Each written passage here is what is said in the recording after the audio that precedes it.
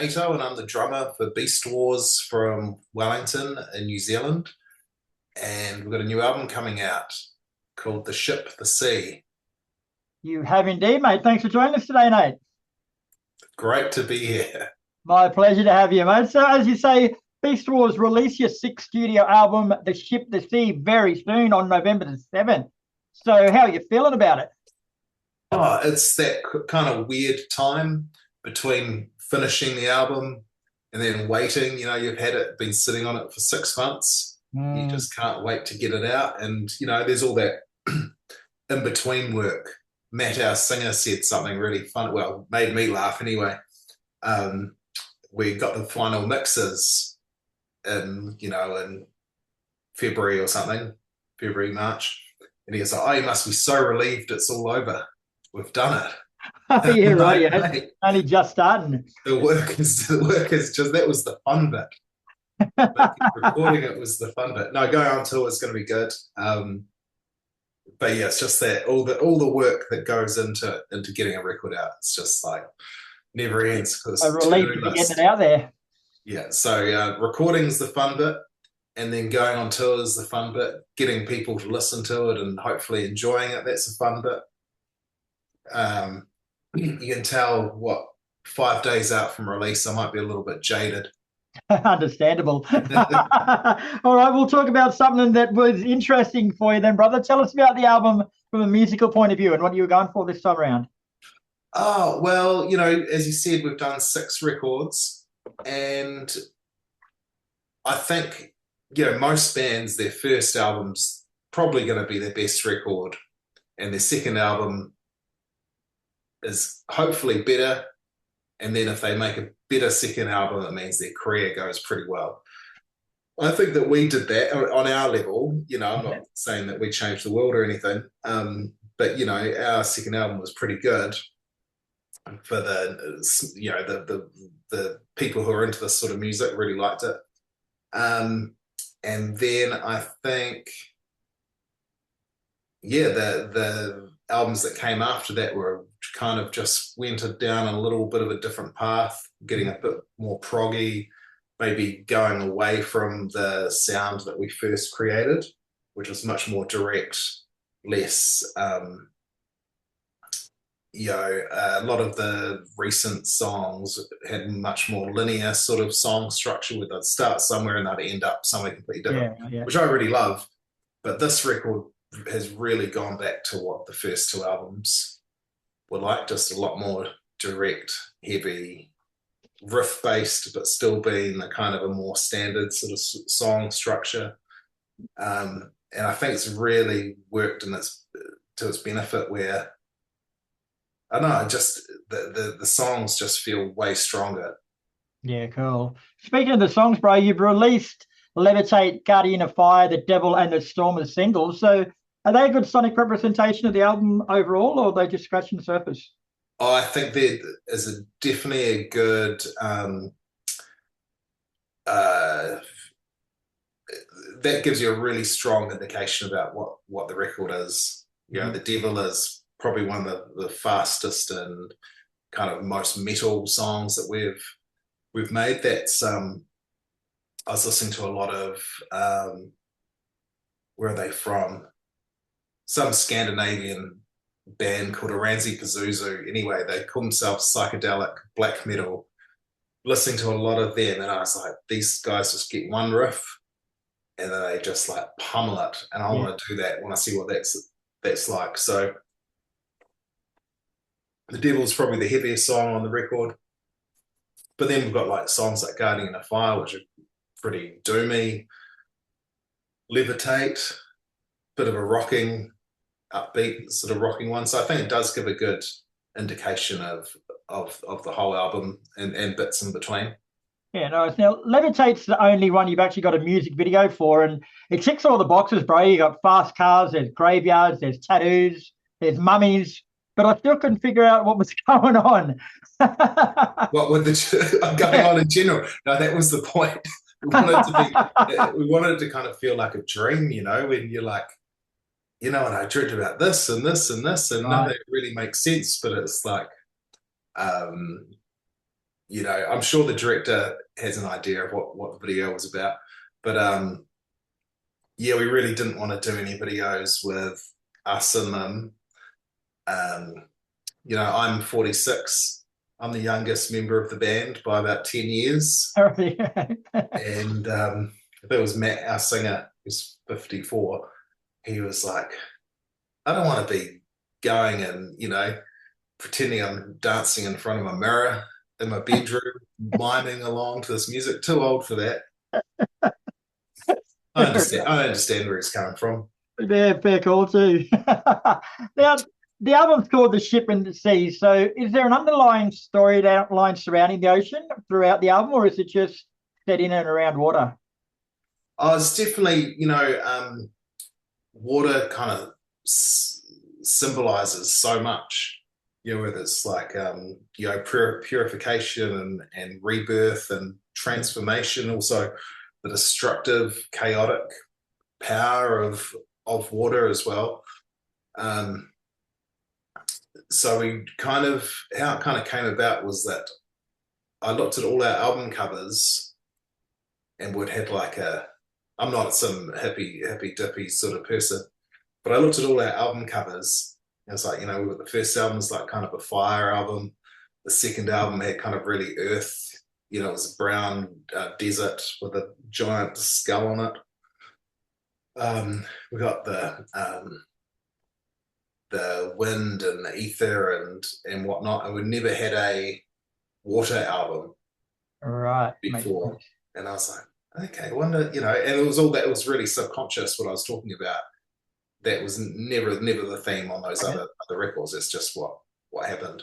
So totally just how it worked out. And then that kind of got me thinking about that, got me talking to Matt, the vocalist, about water as a theme lyrically and everything that represents. And it just kind of went from there. And then we like really got into it. We thought, okay, well, we're going to find a recording studio which is as close to the beach as we can. And we found this one in Mount Maunganui, which is in the Bay of Plenty, up kind of top, going quite north in the North Island of New Zealand. And the studio was about maybe like 5 minutes drive from the beach. Really, really beautiful golden sand beach. Is probably not quite what you got there in Queensland.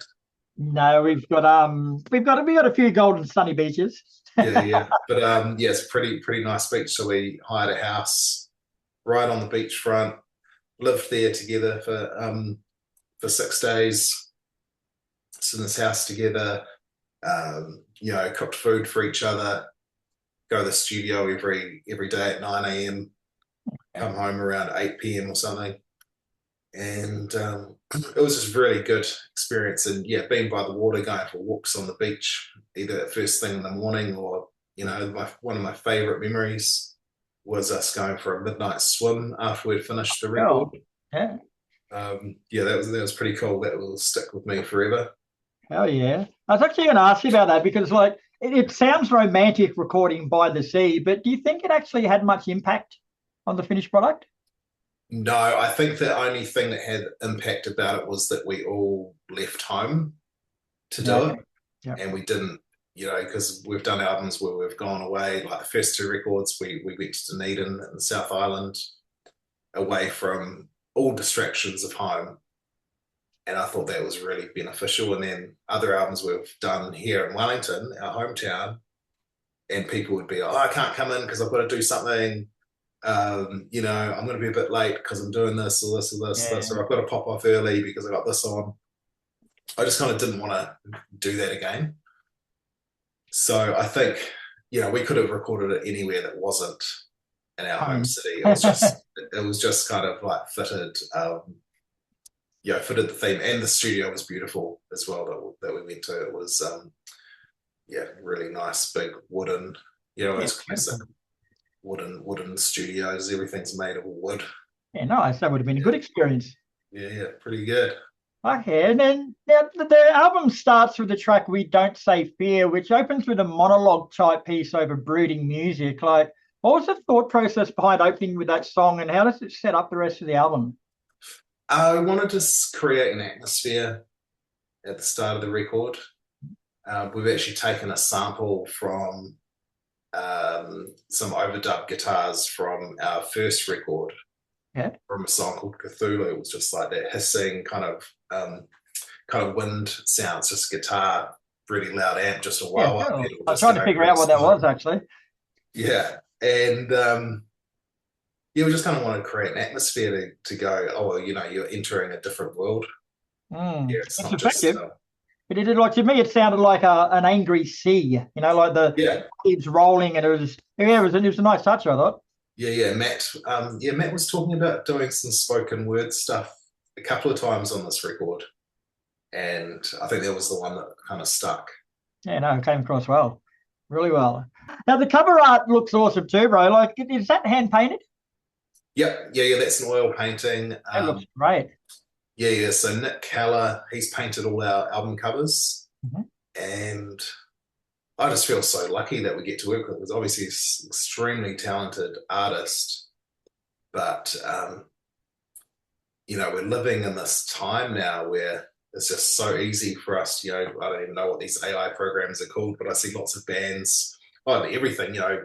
Every company's using AI just to cut corners and go, oh, Yeah. wouldn't this be cool? Let's type this in, and then you get spit out an image in 5 seconds time. Um, just makes me feel very, very grateful to Nick that we have his talent as part of our team, and I feel like that artwork he really captured the mood of the record because we were sending him demos from very, very early on in the process. Right. Even before we had got a couple of songs down in the jam room, we had told him that the album was going to be an ocean sort of water theme, and to start kind of rolling that over in his brain. Yeah, no, came out awesome. Now, of course, you can't drop an album and not hit the road to celebrate, mate. So that means Beastwars are headed back to Australia for a 4-date East Coast run, starting at Mo's Desert Clubhouse on the 12th of November, and hitting Brisbane, Sydney, and Melbourne over consecutive days. Like, not Yeah, too and far then away, right? Geelong, don't forget Geelong on the Has that Sunday. been That Geelong might been be added, enough. hasn't it? What's that, sorry? Has Geelong been added? Yeah, that's on the Sunday, the 16th.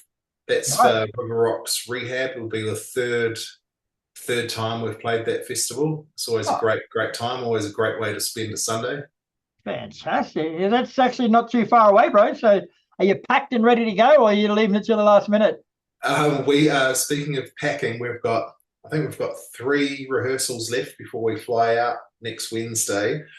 Um, but one of our rehearsals we've got to drop because we've got to pack up all our records to send out in the mail order, which is fine, which is good. I'm very grateful that we've Hmm. got so many records to send, but it's like the only way we can do this is by dropping one of our practices. Well, it's going to be your first visit since 2020, mate. So, what has changed with Beast Wars in the last 5 years since you've been here? Well, we've got a new guitarist Mhm. who's been a great, energizing addition to the band. And yeah, I think if anyone that's seen us live before, they know it's a pretty intense show. I've heard some people call it a religious or spiritual experience. I'm not sure if I'd go that far because I'm behind the drums. I don't really know, but always see a lot of happy faces, see a lot of sweaty people. Yeah, I just can't wait to come back. Australia's always been really good to us, embraced us since our first shows over there in 2013. I think was the first time we came over, and yeah, I just really love these new songs. So we're gonna be playing like 5 or 6 new songs, and the rest is just all the greatest hits. Nice. And where can people get tickets or find out more information?